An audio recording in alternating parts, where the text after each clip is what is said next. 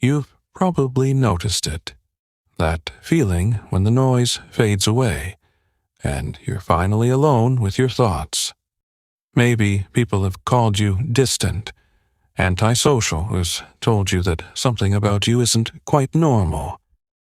It can sometimes make you question whether you're missing a piece that others seem to have. But psychology suggests something different. Choosing solitude may actually signal a rare cognitive strength rather than a flaw. Modern culture, it equates constant social engagement with happiness, productivity, and emotional health. Yet, cognitive research shows that certain minds, they don't recharge through stimulation. They recharge through controlled mental space. This tendency is tied to deeper internal processing patterns within your brain's reflective networks. Understanding this shift in perspective can transform how you interpret your own behavior, starting today. Point 1. If you enjoy being alone, your brain may operate with a higher baseline stimulation threshold than average. That means crowded environments. Non-stop interaction can overload neural input channels more quickly. From a psychological standpoint, solitude becomes a form of regulation rather than withdrawal. It's your mind's way of maintaining clarity and preserving cognitive efficiency. Point 2. Solitude often activates what neuroscientists call self-referential cognitive pathways. These pathways allow you to evaluate experiences, simulate possibilities, and refine your identity internally. People who use them frequently develop strong introspective accuracy over time. This is why time alone can produce insight instead of loneliness. When you spend time alone, your brain isn't idle. It's integrating patterns gathered from experience.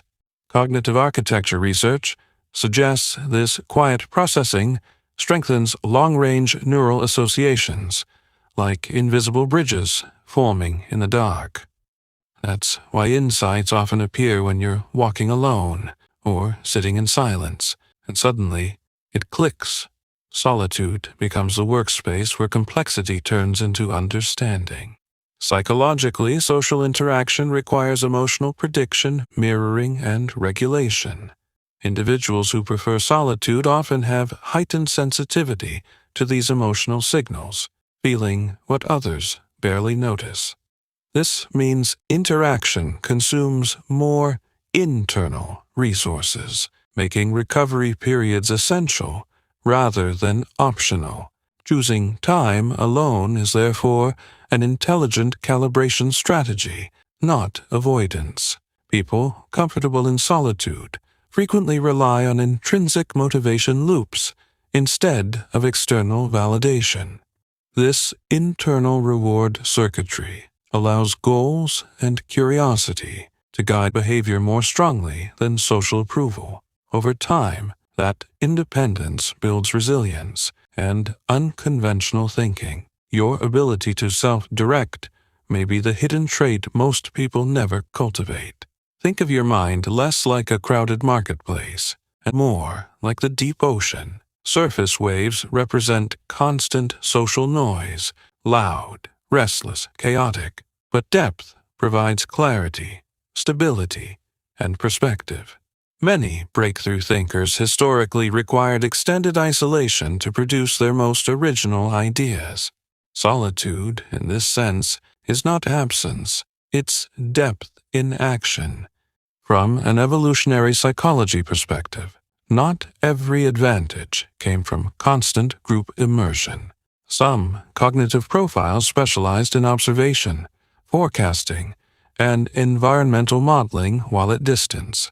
This strategic withdrawal allowed better threat prediction and long-term planning.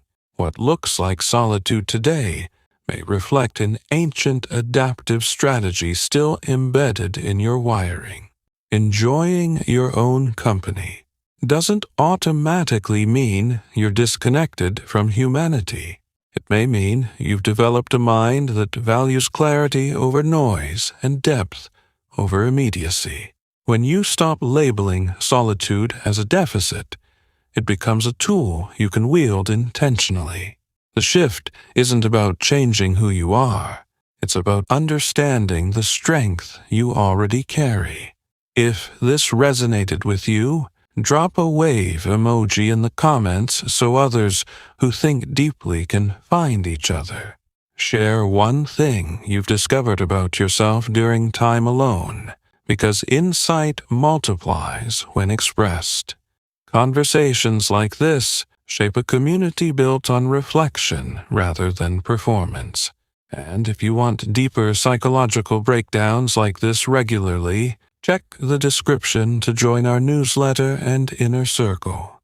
Solitude isn't the absence of connection. It's the presence of yourself. In a world driven by noise, the rare ability to sit with your own mind is powerful. The next time you choose quiet, don't question it. Study what it reveals. Because sometimes, the uncommon trait isn't being alone. It's being fully aware when you are. Pause, breathe, and let that sink in. Embrace the depth of your mind. This is your evolutionary advantage.